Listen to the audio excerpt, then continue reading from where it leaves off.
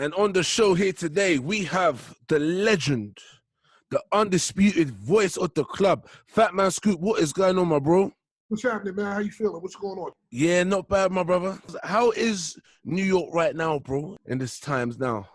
I mean, you know, it's cool. I mean, they were the first to adopt the mask and stuff like that. I hear that. People actually listen. So at this point, you know, this is an easier place to move around in than other parts of the country. So, you know, you got to be happy about that, but still no shows, still no clubs, like in a meaningful way, in a way in which somebody of my stature can get out here and work now. No, I hear that, bro. So let's talk about the career. It's almost, or I should say 30 years plus being in the music game. How has that journey been for you from the start to here now? Man, beautiful. Like, I've been doing this since professionally, you know, in terms of just being somebody who was trying to be in the business, I would say 30. Professionally, about 25. So it's been good. It's been ups, it's been downs, it's been rocky, it's been amazing. It's been a list of everything. You know, you can't get out of life alive. So, you know, this is how it is. And that's a beautiful thing, man. So in terms of, you know, from the ground up, I know you was an extra in the Fugees video, Killing Me Softly with Lauryn Hill, Wyclef Jean, Pras, and you were serving popcorn or something, or ice cream? Yeah, I was serving popcorn. But at that time, you got to remember, at that time, I was already on High 97. I was a household name in New York City already. Nice. So that, you know, at that time, we were radio DJs, and you know, I learned everything I learned from Wendy Williams, and Wendy Williams said you cannot just be a radio DJ, you got to be more. So I immediately got on my job, and I said, how can I get more fame and more notoriety? And at that time, all the videos were being filmed in New York City. So I used to go around to every video, get a cameo on every video, and that made sure I was on BT, and that's how I made my name even grow bigger. So in terms of being from New York, call it like the golden years of hip hop, what was it like to actually be in the midst of all of that? Man, you know, it was nothing. It was just regular days. Like, you don't know what something is until after the fact. So, you know, just being there was just like living regular life. Now we look back on it and say that was like the golden years, but it was just like getting up and walking around and doing whatever you do every single day. It just so happened that it was an era that will never be forgotten in this game. But it was the same old same to me. Nice. So did you ever get to meet Tupac or Biggie within your years? Definitely. I'm so tired. Last night I worked all night long, man. I worked all night long, doing records, getting myself together. I work harder now. Gio, I work harder now than I ever worked when there was no quarantine. Is that right? Yeah, man. I get up at 4 o'clock in the morning. Wow. I'm already up at 9 o'clock London time. Already up. Our time, yeah, no, 100%. So, of course I met Tupac. I knew Tupac, I knew Biggie. I had had interactions with Tupac than I had with Biggie. I had a couple interactions with Biggie and I knew him. But I have way more interactions with Tupac. Tupac was crazy, man. Tupac was just that kind of guy. He was like Kanye West. He was a wild dude, man. Right. I mean, he was like, you know, one time, you know, he could be hot 1 minute and then cold the whole another minute. You know, he was very unpredictable, but I loved him, man. I loved him. He was a good soul. He was a good heart. The only thing that kind of hurt my soul was like when the whole East Coast, West Coast thing went down, man, because it was unnecessary. And I felt like they were making more out of it. It wasn't East Coast versus West Coast.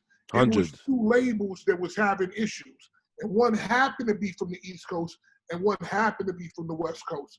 Had the two people, one been from the South and one been from the East Coast, it would have been the Southeast, you know, hip hop war. No, I hear that still.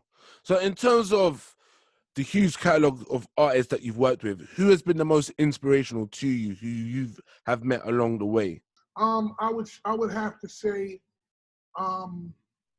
Mariah Carey inspired me. She taught me that it's never over until you as a performer say it's over. People can say whatever they want. People can say, oh, yo, you washed up, whatever. Nah, it's over when I say it's over. I think as far as the most inspirational person, it would have to be Mariah Carey, because she taught me that.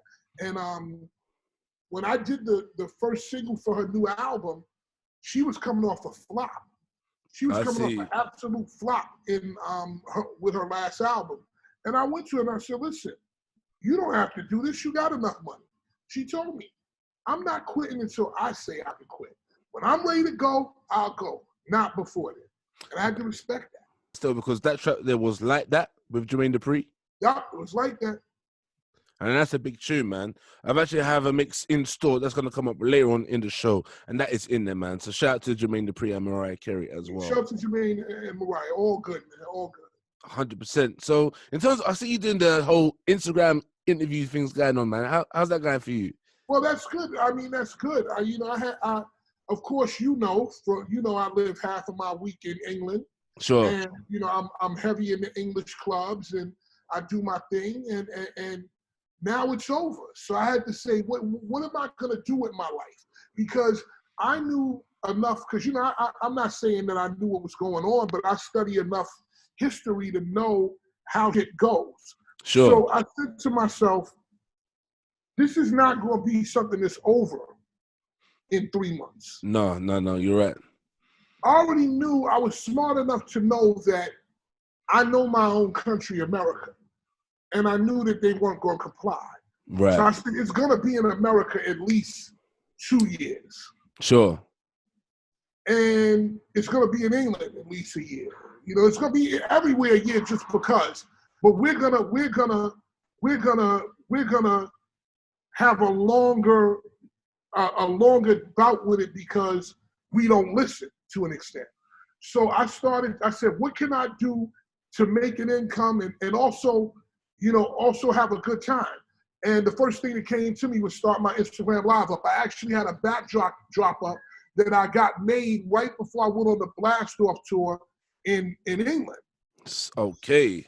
So when I came back, it had fell off the thing. Right, it just dropped down. It dropped down because the wallpaper glue didn't stick. Right. But I looked at it and I said, you know something? I have to do this. I put it back up with staplers, and I said I sat down for about 3 days, and I said, okay, I'm gonna sit and rest for a minute. And after that third day, I got up and I started getting on Instagram Live every night, and I've been doing it every night since then. In that time, I've interviewed about 60 people in about 4 months or something, 5 months or whatever. And I usually do every day, but there are weeks that I don't do anybody. So if I really was doing it, I probably would have interviewed about 100 people by now. But I did 60, and now people are starting to recognize me for it. And now people are starting to say, hey, do you want to do something? You want to be involved with our platform or whatever? But I put the work in to do that. And I knew 100%. early that this was going to be something that was going to be a major disruption. I was watching television in England. Right. The day before I had to come home. So the day that one of the last days of the tour, because the tour got cut, they said England said we're stopping all mass gatherings of people. And I had one day before I had to go home, I was in I don't know, I might have been in Leeds or something. Okay. And I saw this thing, and they were talking, they were talking on the it was like the stock market channel. And the man was like, well, what's gonna happen? And the analyst said, major disruption. Right. Period, yeah. Now I knew that if he was saying major disruption, it was gonna be on a macro level. So I knew on a micro level on the streets, it was gonna be absolute chaos. Chaos, so I man. prepared myself for that. And luckily, some of the moves that I made are starting to work out. Had I started to do this Instagram live a while ago, had I started interviewing artists 3 weeks ago instead of 6 months ago, I would have been way behind the curve. But right now, I'm right where I need to be and in the position and in the pocket to get a job doing this. Sure. And where I come from, Chio, I come from radio. That's what I did before Fatman Scoop, as you know it, the recording artist blew up. I was Fatman Scoop, the radio personality. I see. The presenter.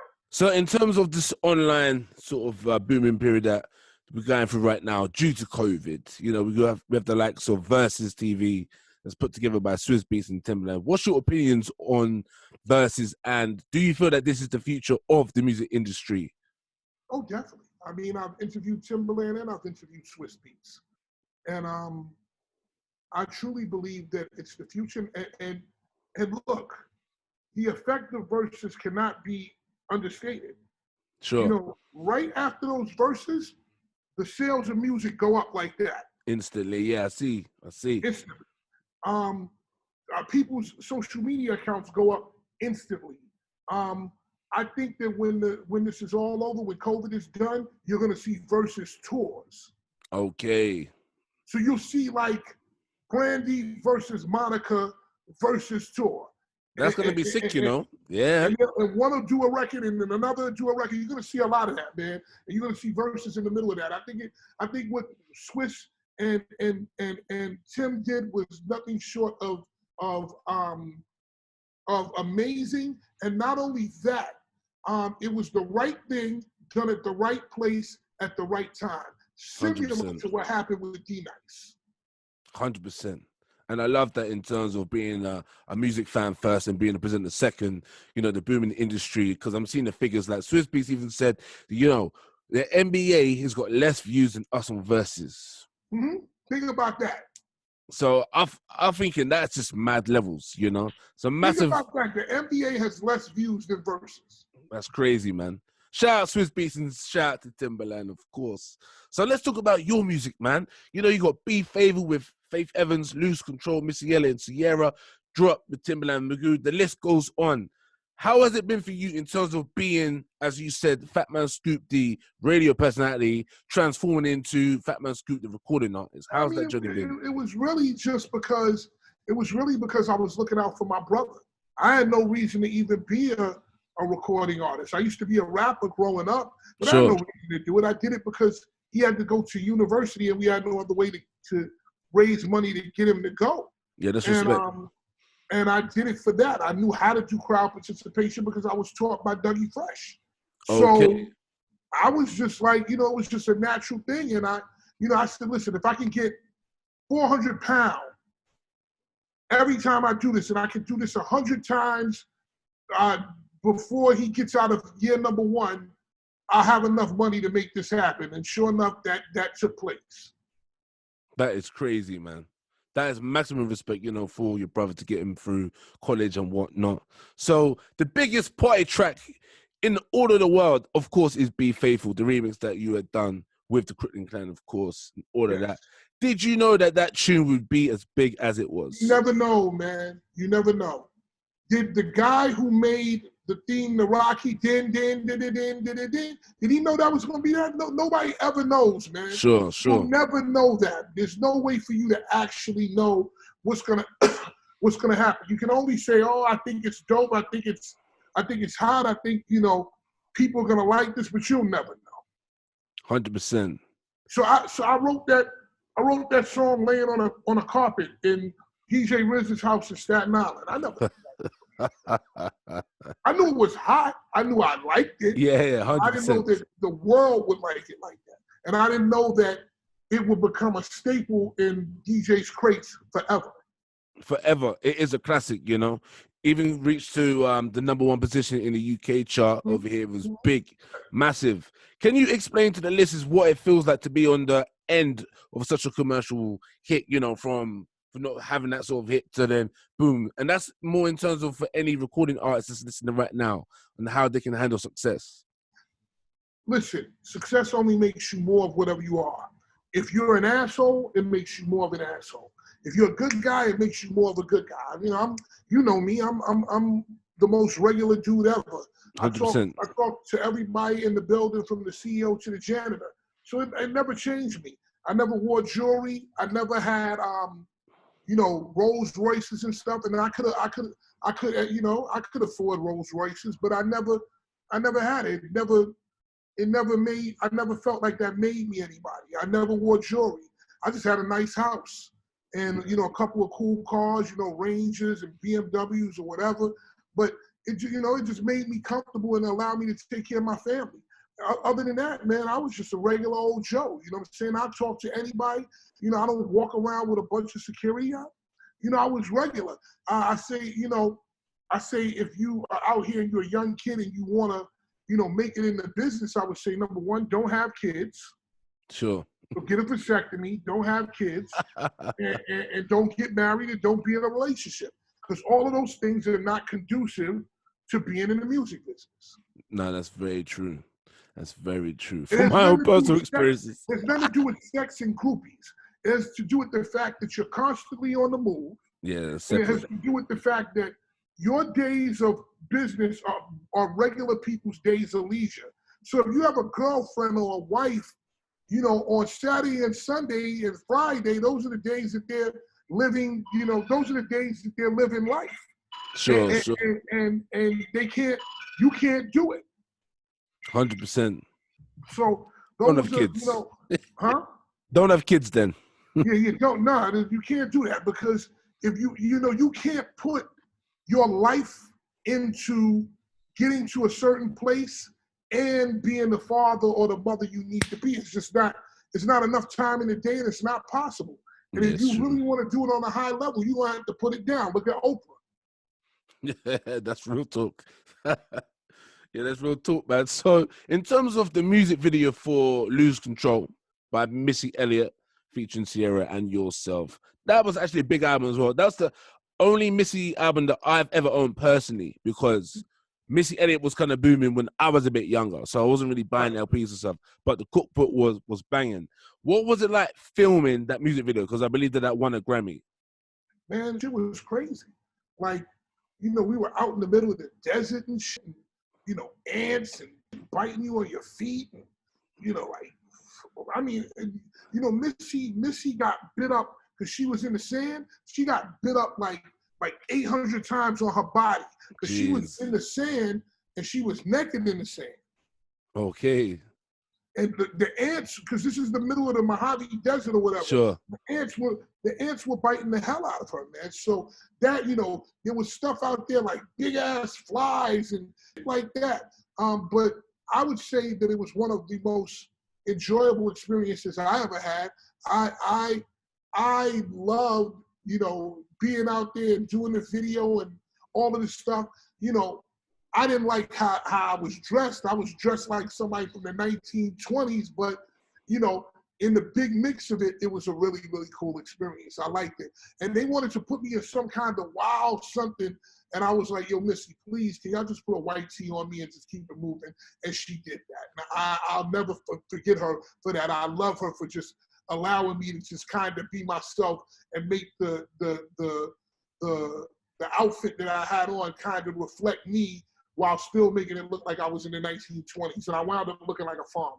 No, I hear that still. I actually remember the video, man. It's a dope video. And I had that theme, didn't it? So moving on, what is it like? Because when my phone rings, you know, living around London and stuff, when my phone rings to go to Birmingham, I get excited. What is it like to be a performer that travels around the world, globally? What is that feeling like? Because I don't know. Please tell us. I mean, you know, like, it's a blessing. I've gone around, I've circled the globe in terms of, like, within a 3 to 4 or 5 day span, circling the globe from New York to Singapore to you know, to Dubai, and then from Dubai back home. I've done that kind of thing, you know, I've had at least 60 to 70 trips like that where I did the length of the world in a weekend or 4 or 5 days. Sure. I've circled, if you want to put all the mileage up, I've done maybe about 15 million miles of travel. Sure. You know what I'm saying? It's a lot of damn miles. Yeah, it's a lot of miles. So I've done like 15 million miles worth of travel. I have moved around this entire planet, and it never gets old. I mean, Sure. to me, in the beginning of this, I fought bouts of depression because I couldn't go anywhere. You know, I've been used to working. I've been used to traveling 48 weeks a year for 24 years. Right. Straight. That's probably one of the longest streaks in entertainment. But then it just all got taken away with COVID, and you know, it depressed a lot of people who do this. And you know, I've heard DJs and comedians and stuff say, "Listen, I don't even care what the price is. I just want to take the work because I need to be on stage." Yeah, 100%. And that's that. I understand that wholeheartedly. 100%. No, I agree. It's very sad, you know, on the flip side of COVID, you know, because even I've done a gig here, the private gigs and all that. And it's just, it ain't even about the money. Do you know what I mean? It's just about the crack. It's about the enjoyment of it. And to when it's taken away from you like COVID, it is a damn shame. So back in 2015, I just want to touch this briefly because I know that you was in Celebrity Big Brother within the UK. What was that like? Because being a youngster in the UK growing up, you always just aspire to be in, I don't know, the Jungle or Big Brother. What was that like? You can tell us. Please tell us. You know something, if you want me to be completely honest with you? Yeah, it's man, a 100. blessing that I was on that show. Say that again, sorry? It was a blessing that I was on that show. Sure, okay. Because it made it so I could do this. Okay. It made it so that I could do the quarantine and not go crazy. Ah. So you telling me I got to stay in my house, but I have internet, I have phone, I have the TV, I have all the entertainment? I don't give a fuck about that. I did a month with nothing. That's very true. You know, I did a month with nothing but looking at people every day. What was it like to be in with them people? You get to learn people. 3 weeks with somebody with no internet, no phone, no nothing. It's like knowing somebody for 4 years. Yeah, it's true. Because there's no distractions whatsoever. There's no distractions. There's no phone for you to turn to. There's no no Guardian newspaper. There's nothing. So you really dig in and you get to really know about somebody when you have nothing else but them to deal with. That must have been hard, for real. No, listen. Everything is, the one thing that I learned about humans when it came to that was everything becomes normal after a couple of days. Sure. Like, for example, if we said 8 months ago that wearing masks would be normal, you'd be like, get the hell out of here. What are you talking about? But now it's normal.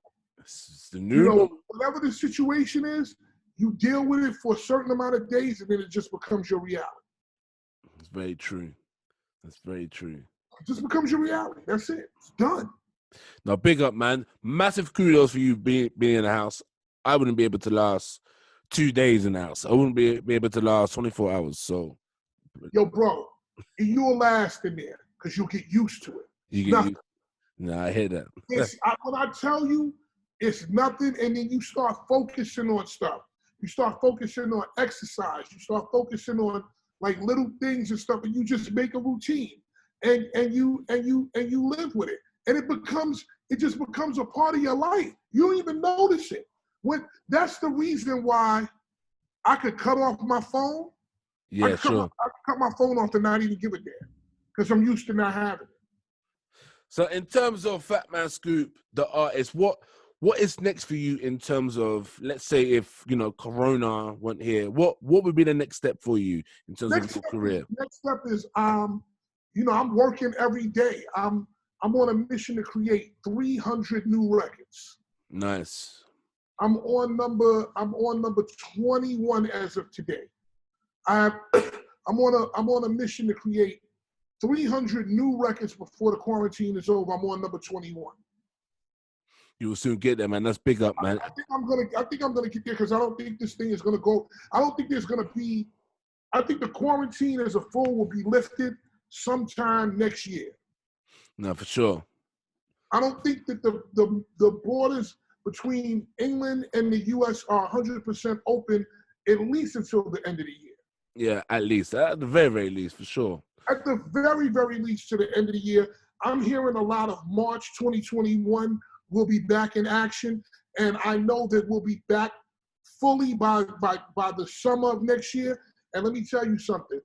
That summer is going to be crazy because you're going to have a bunch of people that are going to be like, I haven't gone out in a long time. Anything could happen tomorrow. I could die tomorrow. You're going to have a lot of that. People are going to be out in the streets in full force. You're wilding out, no, for sure, man. I expect to see you there, man. Just like that night that we did in just below Crawley in London. You know what I mean? That was wilding. I loved it, man. And that's where I met you. And I respected your DJ game right then and there, man. I said, this is a guy that I want to be around me. And right away I called you. I said, yo, man, I want you, whatever it is, man, just stay in touch with me. You're going to get it. No, that's love still. Fatman Scoop, thank you very much for joining me right here on Westside. Up next, I got a special mix, a tribute mix of all your hits, half an hour's worth. Check it out. Tune in. It's going off right. It's your boy Gio. Say something, Scoop. Say something to the people before you sign off. Hey, I'm out of here. Be safe. Take care of yourself. Make sure your immune system is right. Stay up and keep listening to Westside Radio. Let's go. Let's go.